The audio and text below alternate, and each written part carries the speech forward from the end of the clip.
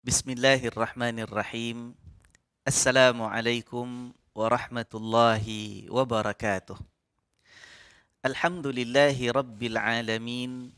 Wassalatu wassalamu ala sayyidina Muhammadin ashrafil anbiya'i wal mursalin wa ala alihi wa ashabihi wa tabi'in wa tabi'ihim bi ihsanin ila yaumiddin. Tuan-tuan dan puan-puan, saudara-saudari yang dirahmati Allah, khusus sekali pada jamaah Masjid Yusof Ishak yang amat saya rindui. Alhamdulillah. Mari sama-sama kita panjatkan syukur yang sebanyak-banyaknya ke hadrat Allah Subhanahu wa taala. Tuhan sekalian alam yang Maha Pengasih, yang Maha Penyayang, yang Maha Pemurah, yang Maha Pengampun. Syukur kita panjatkan di atas segala nikmat, rezeki, kurniaan yang masih lagi Allah limpahkan ke atas kita, ke atas keluarga kita, orang-orang yang kita kasihi. Dan syukur kita kepada Allah Subhanahu wa taala kerana masih lagi menganugerahkan kita kesempatan umur, usia, masa, kesihatan, keimanan di dalam dada sehingga kita dapat melalui ibadah bulan Ramadan ini dengan penuh ketenangan. Mudah-mudahan Allah Subhanahu wa taala menerima puasa kita, menerima segala ibadat yang kita lakukan sepanjang Ramadan ini. Dosa-dosa kita mudah-mudahan diampunkan Allah, doa kita dikabulkannya, darjat kita ditinggikan di sisinya. Mudah-mudahan kita berjaya meneruskan bulan Ramadan ini sehinggalah akhirnya kita mendapatkan kejayaan di dunia dan juga di akhirat nanti. Amin ya rabbal alamin. Alhamdulillah tuan-tuan dan puan-puan sekalian, berlalu sudah separuh Ramadan. Sekarang ini sudah musim kita berkunut dalam witir kita kan? Mudah-mudahan Allah Subhanahu wa taala mengurniakan kita kesedaran dan keinsafan untuk tidak mensia-siakan umur yang ada dan tidak mensia-siakan baki kesempatan Ramadan yang masih ada pada kita ini. Ayo kita usahakan supaya semakin hampir kita ke penghujung Ramadan, semakin meningkat keimanan, semakin subur ketakwaan, malah semakin kita ini gairah untuk meraih Lailatul Qadarnya, untuk meraih penghujung dan penutup puasa kita dalam keadaan husnul khatimah. Minggu lalu tuan-tuan dan puan-puan sekalian, kita telah melihat beberapa potong ayat pada awal surah An-Naml, ya. Kita dah baca kalau tidak silap saya sampailah ke hujung ayat yang ke-6. Kita melihat bagaimana Allah Subhanahu wa taala membuat sebutan tentang dua golongan hamba-hambanya. Yang pertama, mereka yang beriman disebut dengan penuh kemuliaan oleh Allah dan diikuti pula dengan mereka yang dikatakan sebagai golongan yang paling rugi. Kalau tuan-tuan puan-puan masih ingat lagi, dalam ayat yang kelima ada perkataan akhsarun, ya, mereka itu adalah golongan yang paling rugi. Sebab rugi mereka bukan setakat di dunia, rugi mereka malah dibawa sampai ke akhirat nanti, ya.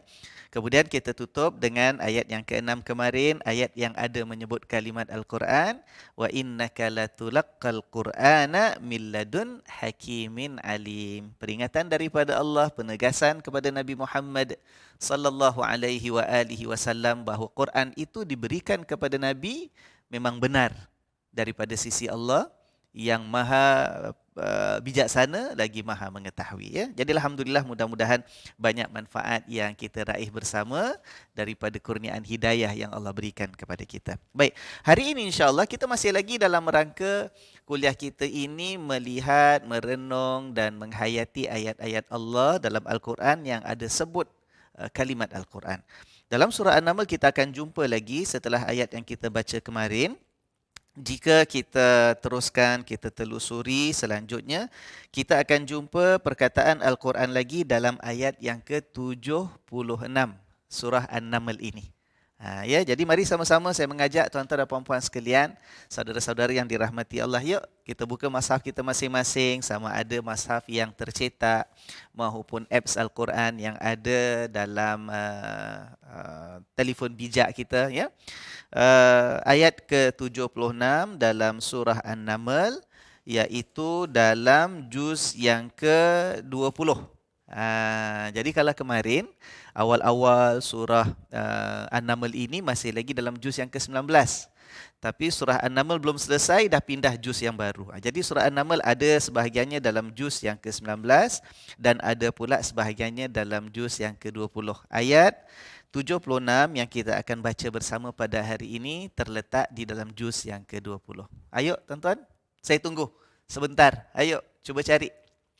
Sementara itu, sekali lagi saya menyeru, saya mengundang, saya mengajak tuan-tuan dan puan-puan sekalian, hulurkan kemurahan hati yang Allah kurniakan kepada kita ini, kemewahan, lebihan harta yang Allah anugerahkan kepada kita, kita sumbangkan sedikit kepada masjid-masjid kita, khusus penganjur kuliah kita pada hari ini iaitu Masjid Yusof Ishak. Mudah-mudahan dapat membantu masjid menampung kos pentadbiran, pengurusan dan sebagainya demi mencari keridaan Allah Subhanahu Wa Taala. Ini sebagai sebahagian daripada persiapan kita dalam kita menanti hari yang sangat kita rindui, kita gairah dengan rasa tidak sabar dalam hati.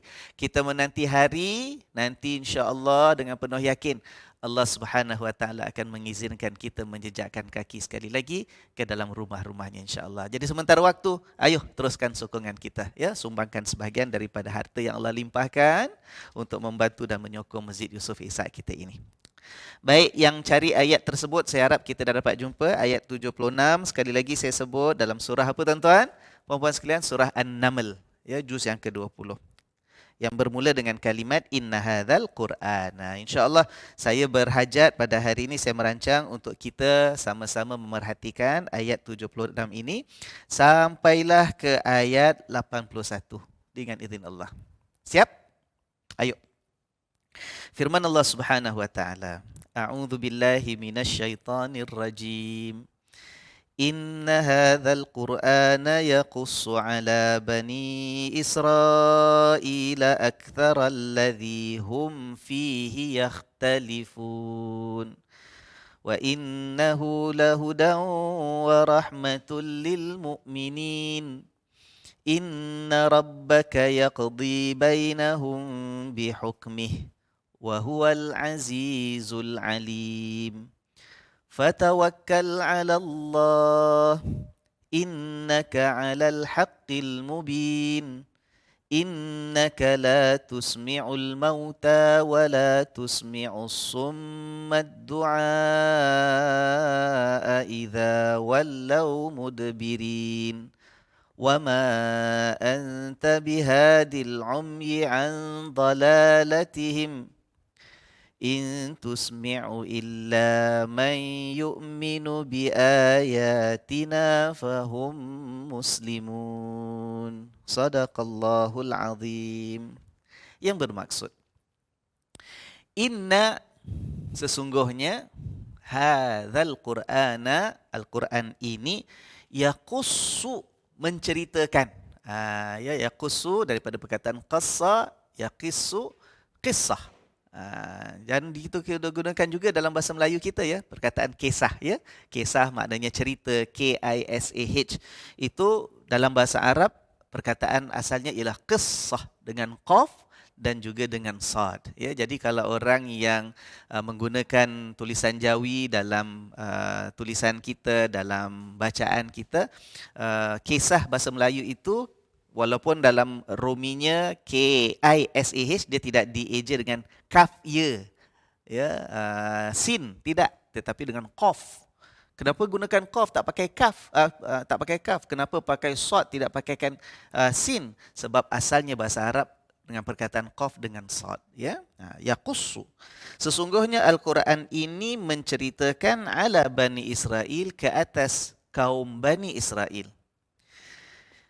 Aktsara alladhi hum fihi yakhtalifun, akan kebanyakan perkara yang mereka perselisihkan. Yakhtalifun, perselisihkan. Jadi Al-Quran ini Allah Subhanahu Wa Taala turunkan sebagai wahyu kepada Nabi Muhammad sallallahu alaihi wasallam dengan beberapa peranan dan beberapa tujuan. Di antara peranan-peranan Al-Quran. Jadi kita perhatikan ayat ini, insya-Allah hari ini kita akan jumpa satu lagi ciri Al-Quran, iaitu dia berperanan sebagai menyampaikan cerita kepada kaum Bani Israel perkara-perkara yang sebelum itu mereka ini bertelingkah dan perselisihkan di antara mereka. Jadi Al-Quran turun untuk meleraikan perselisihan itu supaya tidak lagi bercanggah, bergaduh antara satu dengan yang lain, perkara-perkara yang menjadi pegangan dan kepercayaan mereka. Baik, tuan-tuan dan puan-puan sekalian. Pertama sekali kita ingin menyebut tentang perkataan Bani Israel. Ini pernah kita sebut dalam kuliah-kuliah kita yang lalu, ya. Bani maknanya keturunan.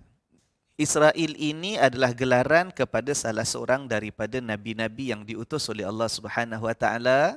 Tuan-tuan dan puan-puan masih ingat lagi tak? Siapakah nabi yang sebenarnya membawa gelaran Israel? Ya, Nabi Yaqub alaihi salam, ya. Jadi Nabi Yaqub ini kan adalah cucu kepada Nabi Ibrahim. Nabi Ibrahim ada beberapa orang anak, antaranya Nabi Ismail dengan Nabi Ishaq. Daripada keturunan Nabi Ishaq, anak kepada Nabi Ishaq itu Nabi Yaqub, ya.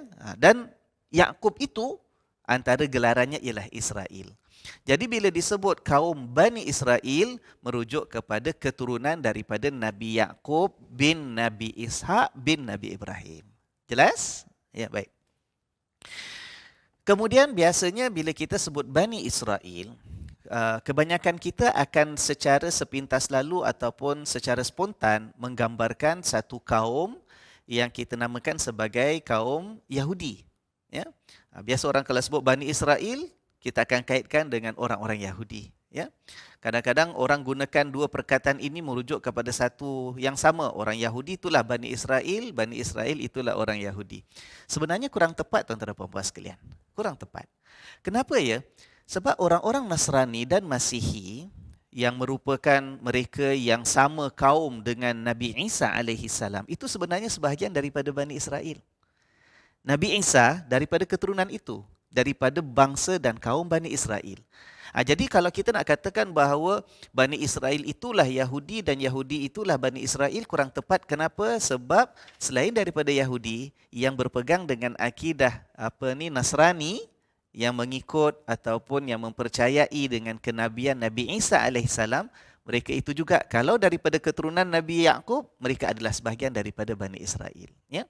Baik, dan ayat ini bila disebutkan bahawa Quran ini menceritakan kepada Bani Israel apa yang mereka perselisihkan, ini merangkumi kedua-duanya. Bukan setakat orang Yahudi. Ya?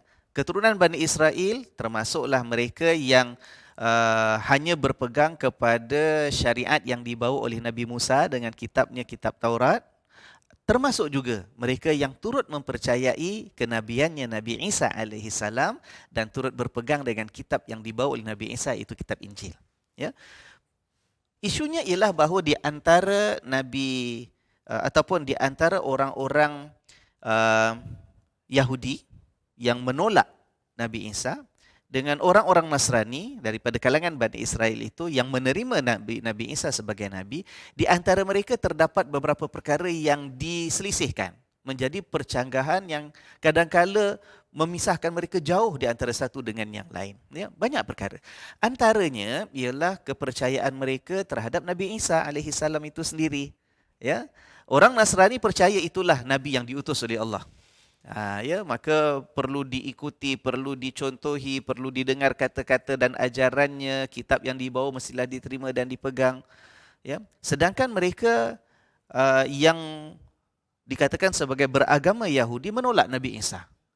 Ya, kerana mereka menolak, tidak dapat menerima, menafikan kenabian Nabi Isa, mereka meletakkan Nabi Isa itu pada satu darjat yang sangat rendah dan hina. Ya, sebab tak suka, tak nak terima, tak nak ikut. Ya. Apa langkah yang dilakukan? Mereka tolak. Seperti mana kita lihat di kalangan orang-orang musyrikin Quraisy ketika Nabi SAW berdakwah peringkat awal di Mekah sebelum berhijrah ke Madinah, begitu ditolak. Ya, dituduh bukan-bukan kan, kita dah banyak bincangkan dalam pertemuan-pertemuan kita yang lalu. Ya, ditolak, dihina, dituduh, didustakan, ya, dicemuh dengan pelbagai cemuhan dan dakwaan. Begitulah Nabi Isa. Bila tidak diterima dakwah Nabi Isa itu oleh orang-orang Bani Israel sebahagiannya, yang kemudian akhirnya mereka itu diistilahkan sebagai golongan orang-orang Yahudi, ya. Nabi Isa dituduh, dicemuh, dihina.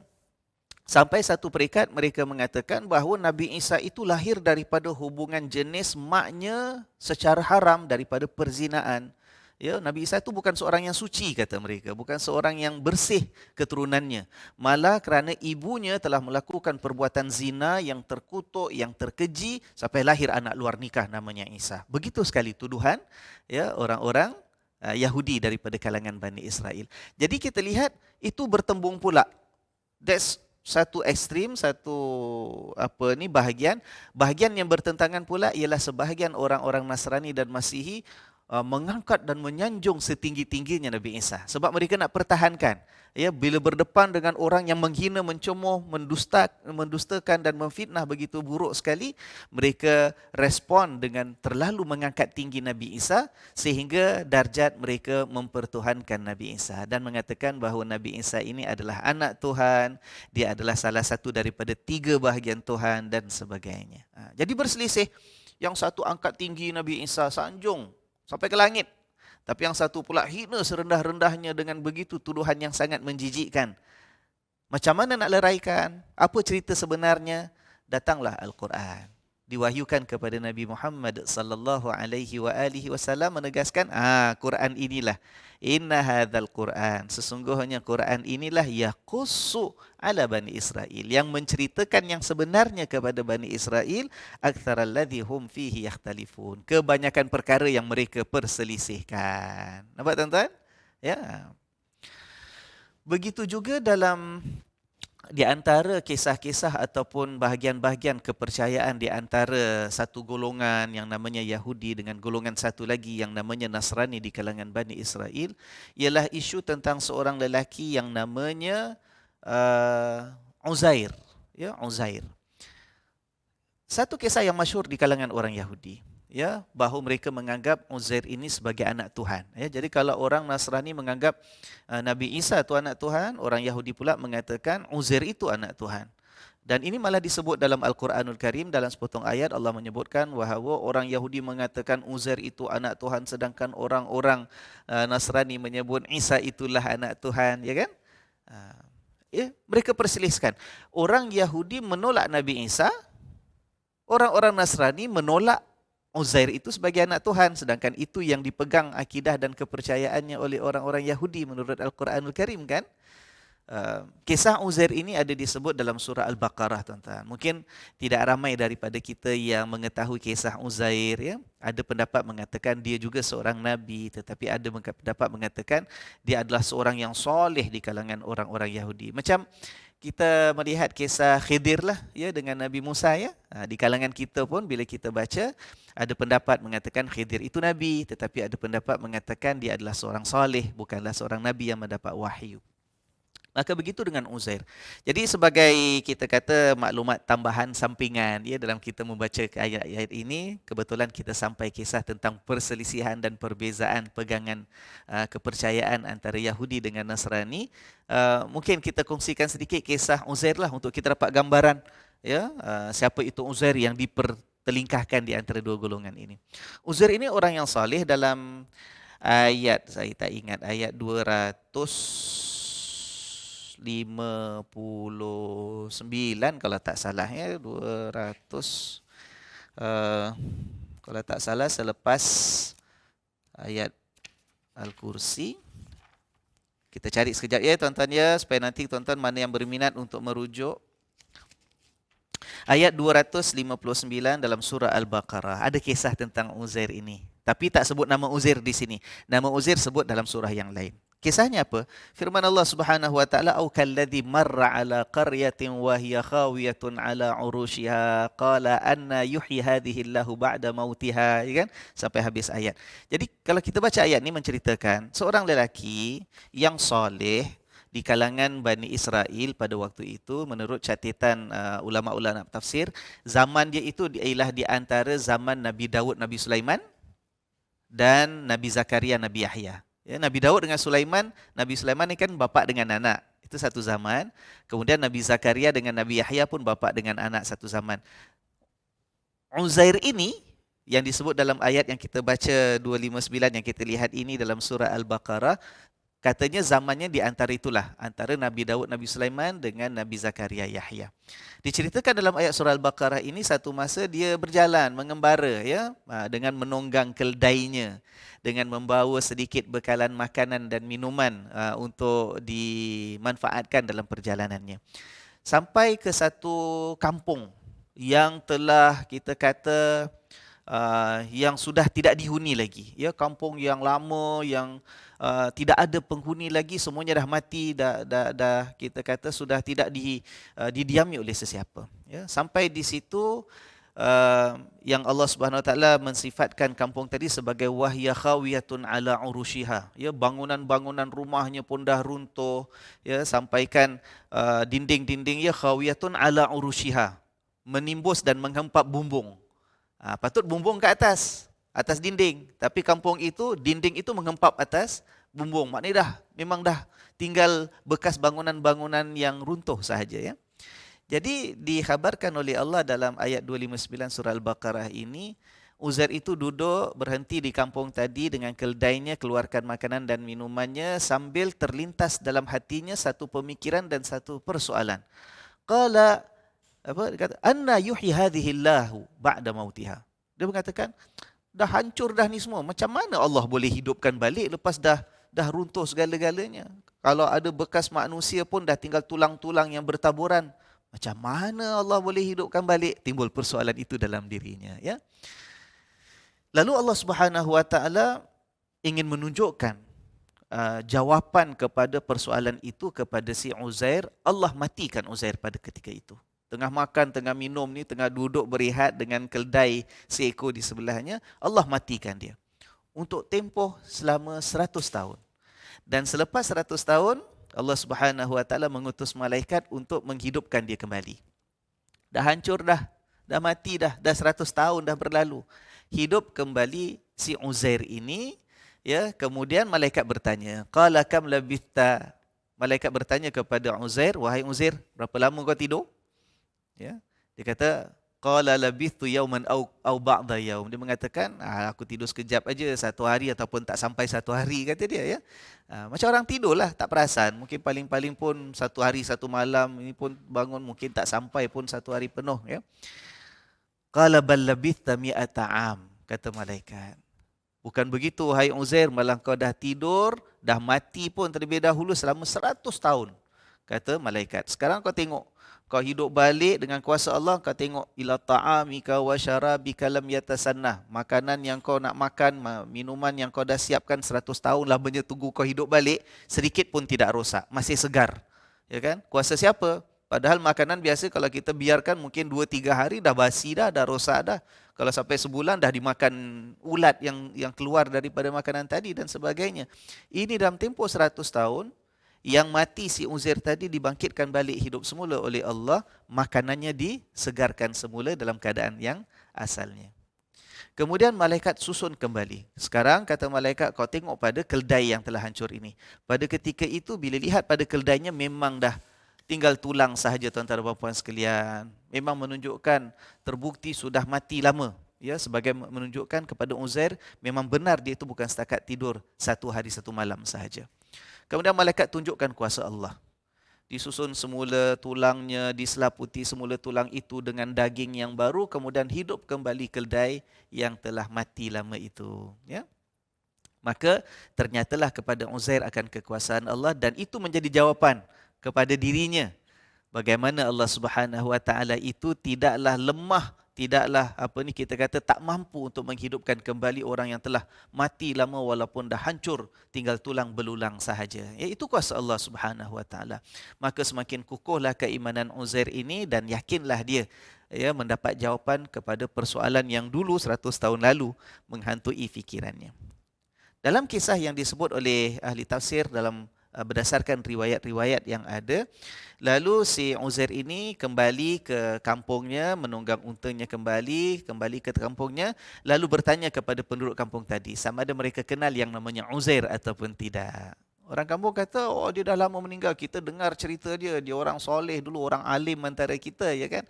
Tapi dah 100 tahun tak dengar ceritanya, dah mati dah. Jadi Uzair mengatakan, aku inilah Uzair. Ya, tidak dipercayai oleh sesiapa. Sampailah Uzair itu cari di mana rumahnya yang lama, jumpa kembali rumahnya, masuk, kebetulan pada waktu itu ada seorang di kalangan penghuni rumahnya tadi yang berumur 100 tahun lebih yang kenal siapa Uzair. Maka subhanallah, beliau mengesahkan bahawa inilah Uzair yang sebenarnya, hidup kembali, datang kembali dalam keadaan muda kembali walaupun telah berlalu 100 tahun. Maka dengan itu menjadi percakapan, dikagumi oleh penduduk kampung seluruhnya, yang waktu itu mereka adalah kita kata orang-orang Yahudi, mereka yang menganut agama yang dibawa oleh Nabi Musa alaihi salam. Cuba tuan-tuan dan puan sekalian, menurut sejarah, selepas 100 tahun Uzair datang kembali, kitab Taurat itu sudah hilang. Tak ada orang yang tahu, tak ada orang yang ingat, tak ada orang yang mampu membaca kembali, sebab pada zaman Uzair masih hidup, ada seorang maharaja. Kalau kita lihat dalam bahasa Arabnya, dalam kitab-kitab tafsir menceritakan namanya sebagai Bukhtanasar. Ya. Ini raja yang memusuhi orang-orang Yahudi. Raja yang tidak senang dengan mereka. Jadi antara yang dilakukan ialah habis dihapuskan semua kitab Taurat yang ada. Maka kerana itu, bila berlalu lepas 100 tahun, Uzair kembali, kitab Taurat itu sudah hilang. Tidak lagi diketahui oleh orang-orang Yahudi. Mereka hanya mengatakan mereka itu percaya dengan syariat Nabi Musa, tapi kitabnya sudah tidak ada. Sedangkan Uzair ini datang kembali, dia mengajarkan kembali kitab Taurat kepada mereka, sebab memang dia itu seorang yang termasuk orang alim agama Yahudi yang menghafal surah ataupun kitab Taurat. Jadi itu menyebabkan kekaguman, mereka menyanjung Uzair, mereka mendewakan Uzair. Malah mereka mengatakan, inilah anak Tuhan ni. Kenapa sampai peringkat anak Tuhan? Ini bukan manusia sebarang, ini anak Tuhan. Kenapa? Sebab mereka mengatakan, sedangkan Musa yang Allah sampaikan kitab Taurat melalui dia pun, nak sampaikan Taurat, sampaikan dalam bentuk ayat-ayat Taurat itu tercatat, ditulis. Musa pun tak hafal macam si Uzair ni hafal. Dia tak perlu pada catatan. Dah habis dah, semua dah dibakar, dihancurkan, dah dihilangkan oleh Raja Bukhtanasar dulu. Ya kan? Tapi dia boleh hafal, Taurat itu ada dalam diri dia, dalam ingatannya, dalam hatinya. Maka itu menjadi antara sebab. Dahlah hidup, mati, hidup balik. Kemudian hidup balik lepas 100 tahun. Ya kan? Kitab Taurat tu dalam hati dia, dia boleh ajar semula. Subhanallah. Maka sebab itu orang-orang Yahudi menganggap bahawa Uzair itu sebagai anak Tuhan. Bercanggah dengan orang-orang Nasrani. Orang Nasrani mengangkat Nabi Isa sebagai anak Tuhan. Orang-orang Yahudi mengangkat Uzair sebagai anak Tuhan. Datang Al-Quran. Quran menceritakan kepada mereka, ini sebenarnya ya yang kamu perselisihkan antara satu dengan yang lain. Apa yang disebut oleh Al-Quran? Iaitu mereka berdua ini hanyalah sekadar insan. Manusia. Tetapi dipilih oleh Tuhan.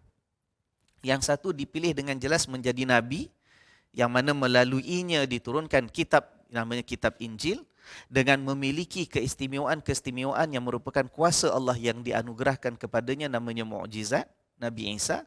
Yang ini pula seorang insan yang saleh, lelaki yang baik, yang berilmu, yang mengajarkan semula kitab Taurat selepas Taurat itu hilang daripada orang-orang Yahudi 100 tahun sebelumnya, ya kan?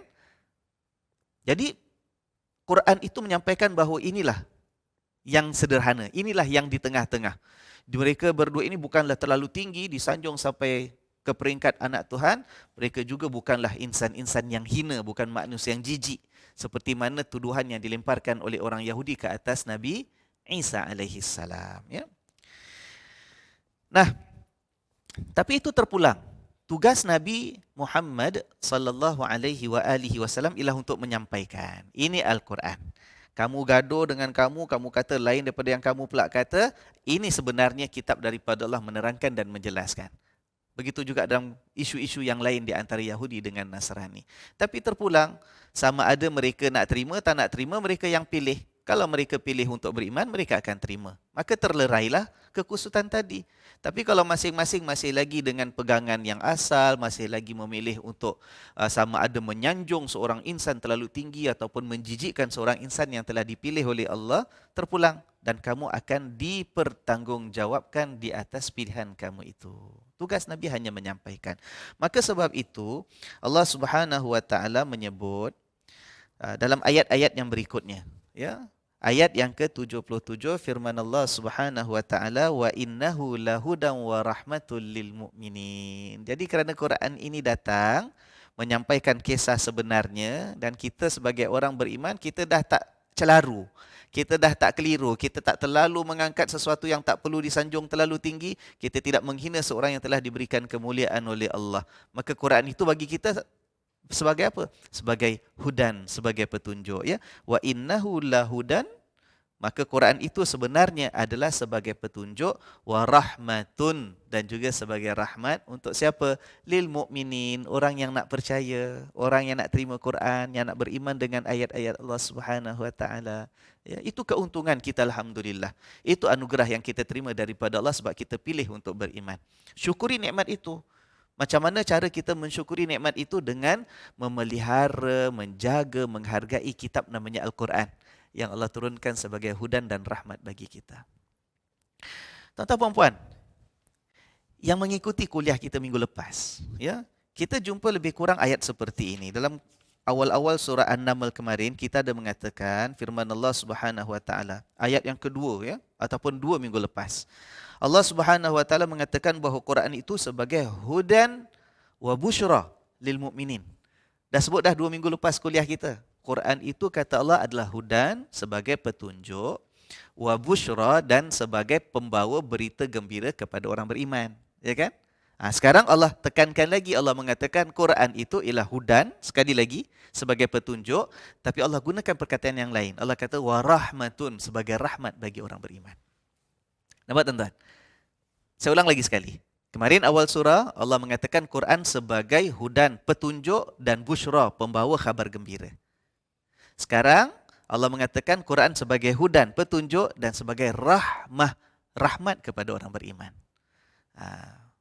Jangan pula kita bila baca ayat seperti apalah Allah ulang-ulang. Bila ulang-ulang lepas tu tak sama, berbeza pula. Allah ni bingung lah. Bukan pasal Allah bingung, bukan pasal Allah lupa, ya. Kemarin sebut lain, sekarang sebut lain. Kemarin sebut hudan wa busyra, petunjuk dan pembawa khabar gembira. Sekarang hudan wa rahmah pula, petunjuk dan rahmat. Mana satu ni Tuhan ni? Bukan begitu tuan-tuan dan puan-puan sekalian. Setiap pilihan kalimat itu ada significance-nya. Ya, ada dia punya hikmah dia, ada dia punya makna dan maksudnya.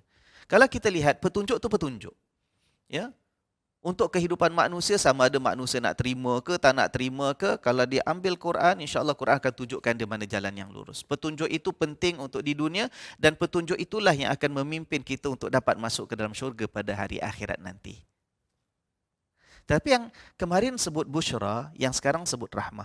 Busyra ini kita kata pembawa khabar gembira. Pembawa khabar gembira maknanya sesuatu khabar dalam Quran itu yang menjanjikan keuntungan, keselamatan, kesejahteraan, kebahagiaan kepada orang yang nak ikut.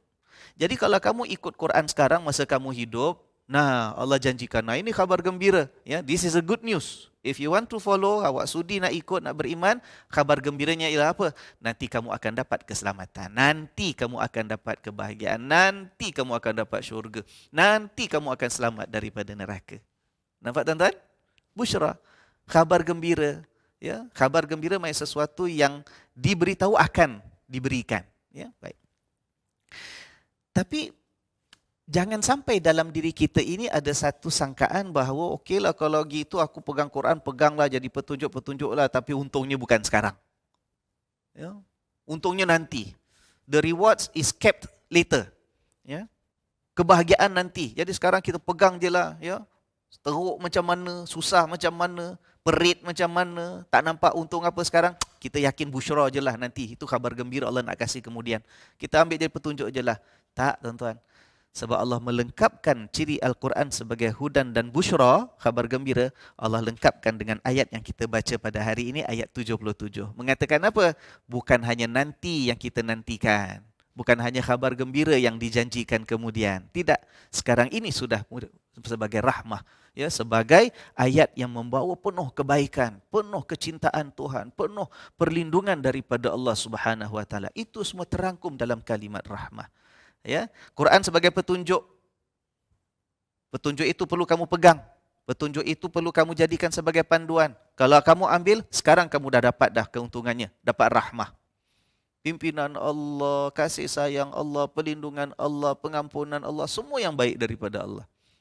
Kemudian hari nanti pula pada hari perhitungan, itu khabar gembira yang dijanjikan oleh Allah. Bushra, you don't worry.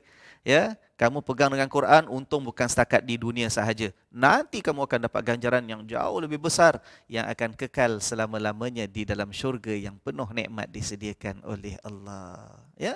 Jadi subhanallah, begitu indah bahasa Al-Quran.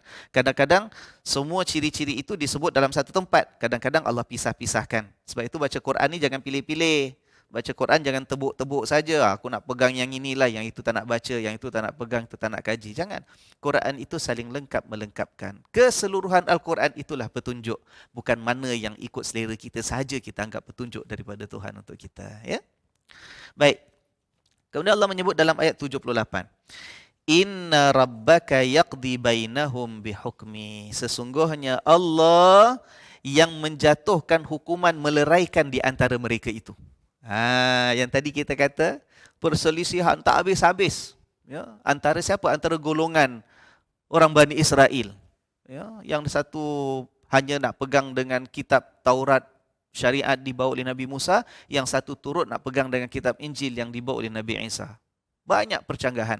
Maka dah disampaikan melalui ayat Al-Quran yang diwahyukan kepada Nabi Muhammad sallallahu alaihi wasallam, maka Allah menyebut di sini akhirnya yang menjadi pemutus urusan nak leraikan antara mereka hanyalah Allah. Bukan tugas engkau wahai Muhammad sallallahu alaihi wasallam. Ya. Jangan sampai membiarkan dirimu itu ya Muhammad sallallahu alaihi wasallam terperangkap di tengah-tengah konflik antara kedua golongan ini. Tugas kamu sampaikan sudah. Mereka adalah ahli kitab, ya. Mereka pegang dengan ajaran nabi-nabi yang diutus oleh Allah, ya. Mereka pegang dengan kitab yang diwahyukan oleh Allah, ya. Begitu juga kamu. Tapi don't get in between, get caught in between. Dah sampaikan sudah. Dia masih nak gaduh antara dia, masih nak berselisihkan, masih nak berbeza pandangan, masih salah nak menyalahkan antara satu dengan yang lain. Dia menuduh nabi dia, ni tuduh nabi dia dan sebagainya. Yang akan putuskan siapa? Allah Subhanahu Wa Taala. Tapi Ustaz dah 1000 tahun lebih, 2000 tahun dah, tak habis-habis lagi dia punya perbezaan sampai sekarang bertekak. Katalah, bila Allah kata Allah putuskan, tak mesti kat dunia. Mungkin nanti hari akhirat Allah akan tunjukkan siapa yang benar, siapa yang salah. Siapa yang pegangan kepercayaannya tepat, siapa yang keliru. Allah yang putuskan, bukan tugas Nabi SAW. Kenapa? Sebab Nabi banyak tugas yang lain yang lebih utama. Nak mengajak manusia beriman kepada Allah. Nak mengajak manusia meninggalkan kejahilan, meninggalkan kekufuran, meninggalkan kegelapan dan kesesatan. Tugas Nabi SAW nak memimpin masyarakat supaya kehidupannya teratur kembali menjadi insan yang darjatnya mulia di sisi Tuhan. Tugas Nabi nak mengingatkan masyarakat buat persiapan sebelum datang hari perhitungan. Kalau tidak, kamu akan dicampakkan ke dalam neraka, tersiksa, mendapat azab daripada Tuhan. Ya kan? Jadi benda gitu sudah sampaikan. Ya. Kita letakkan keutamaan. Pengajaran bagi kita tuan-tuan dan puan-puan sekalian. Begitu dalam kehidupan. Begitu dalam kehidupan. Ya. Kadang-kadang kita sampai kepada satu peringkat, kita berhadapan dengan situasi yang tertentu. Kita kena senantiasa celik, sedar. Ya. Jangan sampai kita terikut-ikut dengan keadaan, sampai kita hanyut di bawah arus keadaan itu dan orang sekeliling kita. Ya. Mana yang perlu kita sampaikan, kita sampaikan. Mana nasihat perlu kita berikan, kita berikan.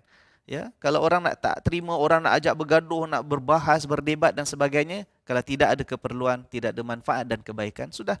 Sebab kalau kita biarkan diri kita hanya terikut-ikut pada perkara yang tidak mendatangkan apa-apa manfaat kepada kita, habis masa kita pada perkara yang tidak menguntungkan. Ya, kadang-kadang sampai terabai tanggungjawab kita, sampai tercuai amanah yang dipikulkan kepada kita, ya kan? Begitu yang ditunjukkan oleh Allah Subhanahu Wa Taala melalui nabinya yang mulia, iaitu Nabi Muhammad sallallahu alaihi wasallam. Jadi, ya Muhammad sallallahu alaihi wasallam, jalan terus. Akan ada wahyu lagi yang lain. Sampaikan ini ayat Quran. Ada lagi keperluan masyarakat mengharapkan dan memerlukan kepada pimpinan dan bimbinganmu. Ayuh, pimpin dan bimbing mereka. Maka Allah katakan selepas itu dalam ayat 79, fatawakkal 'alallah. Nampak tuan-tuan? Maka berserahlah kepada Allah. Dah. Tugas kita banyak cabaran. Serah kepada Allah. Mana yang sampai buat kita akan tersangkut, tinggalkan.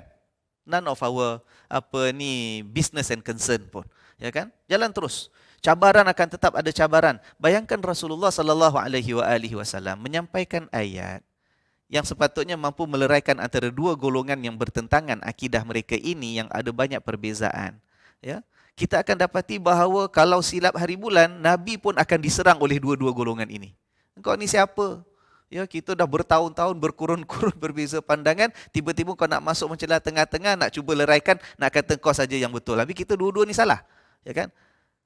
Kalau dalam kita kata situasi kita dah, kita jadi pihak yang ketiga dah. Dah kena bantai daripada kiri kanan pun kan. Tapi Allah Subhanahu Wa Taala memberikan ketenangan, jaminan. Fatawakkal 'ala Allah. Yang penting kamu sampaikan dah serah pada Allah. Allah will take care. Allah will take care. That's the responsibility of Allah Subhanahu Wa Taala. Ya. Fatawakkal 'ala Allah innaka 'alal haqqil mubin. Sesungguhnya engkau ya Muhammad sallallahu alaihi wasallam berada pada kebenaran yang nyata. Tidak perlu ragu-ragu, tidak perlu rasa takut, tidak perlu bimbang. Ya, serahkan kepada Allah Subhanahu wa taala. Kemudian Allah sambung dalam dua ayat yang berikut sebagai penutup pertemuan kita pada hari ini, kata Allah, innaka la tusmi'ul mauta ya Muhammad sallallahu alaihi wasallam, sesungguhnya engkau tidak mampu memperdengarkan kepada orang-orang yang dah mati. Kau tak mampu buat orang dah mati tu nak dengar. Dah mati sudah. Ya. Wala tusmi'us summat du'a ya idza wallau mudbirin, dan kau juga tidak akan mampu untuk memperdengarkan ya orang yang tuli, yang peka itu tentang apapun bicara, apapun seruan, panggilan, undangan kamu tak akan dapat dengarkan kepada mereka idza wallau mudbirin, kalaulah mereka berpaling ke belakang. Ini kiasan bahasa tuan-tuan dan puan sekalian, menggambarkan ada manusia yang kalau dah degil sangat, ya, keras hati sangat, terkunci hatinya, dah umpama orang yang mati dah. Kalau orang dah mati, cakap pun bukan dia boleh dengar. Ini kiasan bahasa. Sebab kalau kita tak jadikan ini sebagai bahasa kiasan, kita anggap sebagai bahasa yang zahir, nanti ada pertembungan, ya, percanggahan dengan riwayat-riwayat hadis daripada Nabi SAW bahawa orang yang dah meninggal tu masih boleh dengar sebenarnya. Meninggal dalam erti kata bila dah terpisah, sampai ajal maut, terpisah roh daripada jasad. Ada riwayat menunjukkan bahawa mereka mendengar, bukan tak mendengar. Saya sebut dua riwayat sebagai contoh, ya. Ada riwayat pertama selepas peperangan Badar. Ya. Orang Islam menang. Orang-orang tentera musuh daripada Mekah kalah, yang hidup balik, yang mati gugur, matilah. Bila mereka itu dah mati lepas peperangan Badar, Nabi SAW datang kepada jasad-jasad dan mayat-mayat tentera musuh ni, orang-orang Quraisy ni mati dalam kekufuran dalam perang Badar. Nabi berbicara kepada mereka. Ialah bicara mengatakan, kenapa kamu tak nak pilih beriman, sekarang kamu akan hadapi persoalan dan sebagainya. Nabi bicara kepada orang yang dah mati tadi, yang tidak beriman, yang mati dalam kekufuran.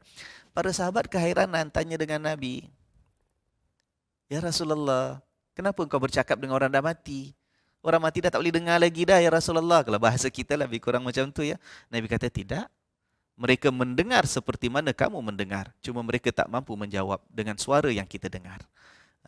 Subhanallah. Jadi itu menunjukkan orang dah mati pun masih boleh mendengar apa yang dibicarakan kepada mereka.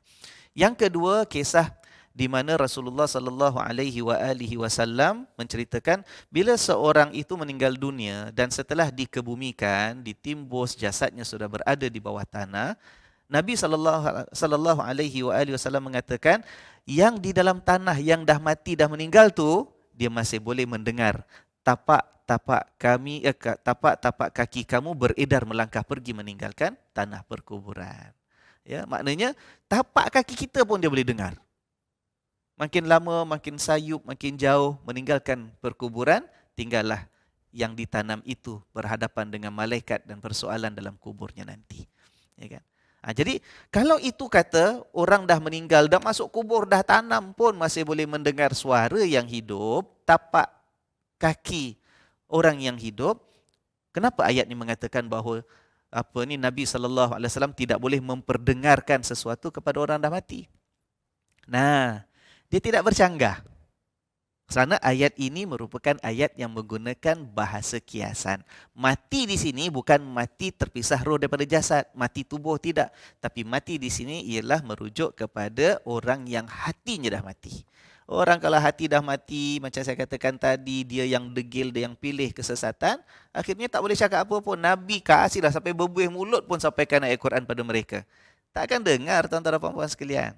Kita sendiri pengalaman kita. Kalau dengan orang tertentu yang memang dah degil sangat, tak boleh, kata orang tu dah tak makan saman lagi, ya kan? Cakaplah macam mana pun. Hanya Allah Subhanahu Wa Taala yang boleh mengubah dia. Hanya Allah yang boleh membuka pintu hati dia. Ya? Begitu peringatan untuk kita. Ya, kita kalau pilih untuk terusan dalam kedegilan, dalam keingkaran, takut tuan-tuan dan puan-puan sekalian. Ya, bukan setakat tenat iman kita. Takut kalau sampai dah mati, padam, malap, habis, dah switch off dah. Tak ada cahaya, tak ada elektrik lagi dalam keimanan kita. Innalillahi wa inna ilaihi raji'un. Begitu juga kata Allah Subhanahu Wa Taala, kamu ya Muhammad sallallahu alaihi wa alihi wasallam tidak akan mampu untuk memperdengarkan kepada orang yang peka. Orang peka tak boleh dengar, tapi masih boleh berbicara dengan mereka, tak boleh. Dengan cara macam mana? Bahasa yang lain. Bahasa isyarat mungkin, dengan menulis mungkin. Telinga tak dengar tapi masih boleh faham bicara orang lain. Tapi kata Allah dalam ayat ni cantik bahasa kiasannya. Allah kata, kamu ya Muhammad sallallahu alaihi wa alihi wasallam tak akan mampu memperdengarkan kepada orang yang peka, yang tuli, apapun bicara panggilan seruan, idza wallau mudbirin. Kalau mereka berpaling ke belakang. Dahlah peka tak dengar, dahlah tuli tak sampai suara, kemudian berpaling pula pusing belakang. Kalau dia pusing belakang, tak nak ngadap kita, tak nak tengok kita, tak nak cuba memahami apa yang hendak kita sampaikan, macam mana nak dapat?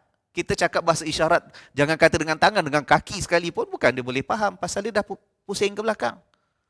Memang tidak mahu dengar lagi. Ya, begitu kiasan yang Allah berikan kepada kita ini sebagai pembaca Al-Quran. Dan penutup sekali, wa ma anta bihadil umyi an dalalatihim. Begitu engkau tidak akan mampu ya Muhammad sallallahu alaihi wa alihi wasallam untuk memimpin dan beri petunjuk kepada orang yang buta.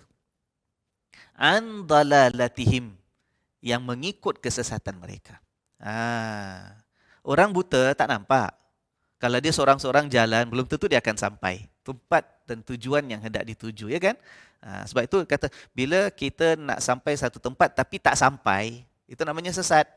Orang buta boleh sesat sebab tak nampak jalannya, tapi masih boleh dipimpin tak? Boleh. Kita pegang tangannya, ya. Kita pegang bajunya. Ini jaga-jaga, ada longkang, lompat sikit, ni ke kanan sikit, ni ke kiri sikit, sampai depan kita belok kanan, Pak Haji ya. Ya dia nak, terima kasih banyak. Dia tak nampak, tapi masih boleh dipimpin. Masalahnya yang di sini ialah kata Allah Subhanahu Wa Taala, engkau ya Muhammad sallallahu alaihi wasallam tak akan mampu kasih pimpinan bimbingan kepada orang yang buta. Yang macam mana? Andalalatihim. Yang orang buta itu dia sendiri pilih untuk berada dalam kesesatan. Orang macam gini, dahlah tak nampak. Depan tu ada pokok, dia tak tahu. Pasal gelap, matanya tak dapat melihat. Bila dikasih tahu, tak nak terima. Ya, pakcik jaga depan ada pokok besar. Belok kanan sikit, kau mana tahu? Pakcik tahu. 30 tahun dah jalan kat sini. Innalillahi wa inna ilaihi rajiun. Ya kan? Jadi begitu dengan manusia dengan keimanan. Allah berikan petunjuk. Tanya pada diri kita, tuan-tuan dan puan-puan sekalian. Kita sudi terima ataupun tidak? Kalau kita dengan kesombongan kita diumpamakan apa? Diumpamakan macam orang dah mati dah. Cakap macam mana pun tak guna. Macam orang yang pekat tak dapat mendengar suara. Orang nak beritahu, kita paling ke belakang. Nak cakap macam mana lagi? Ataupun seperti mana orang buta. Patutnya dipimpin, dibimbing, diberikan petunjuk jalan mana nak diikut. Sombong pula, dia pilih kesesatan. Andalalatihim. Ya?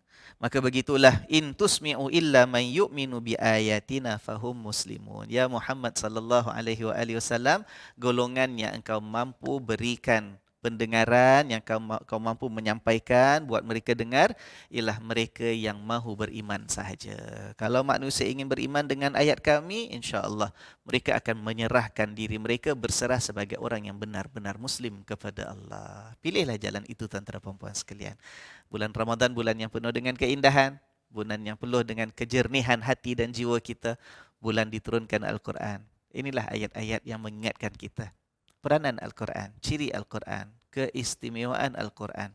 Tetapi keterbatasan-keterbatasan manusia untuk membantu kita Mencari hidayah itu kalau kita sendiri yang pilih untuk tidak mahu mendapatkan petunjuk daripada Al-Quran. Ya, mudah-mudahan Allah terus memelihara kita, Allah melembutkan hati kita, Allah memanjangkan umur kita untuk dapat bertemu dengan kesempatan peluang minggu hadapan pada hari dan waktu yang sama insya-Allah, dan sehingga akhirnya kita berjaya menamatkan dan menyempurnakan ibadat puasa Ramadan kita dengan penuh ketakwaan. Amin ya rabbal alamin. Subhanakallahumma wa bihamdika asyhadu an la ilaha illa anta astaghfiruka wa atubu ilaik. Demi Allah, saya menyayangi anda sekalian kerana Allah. Wassalamualaikum warahmatullahi wabarakatuh.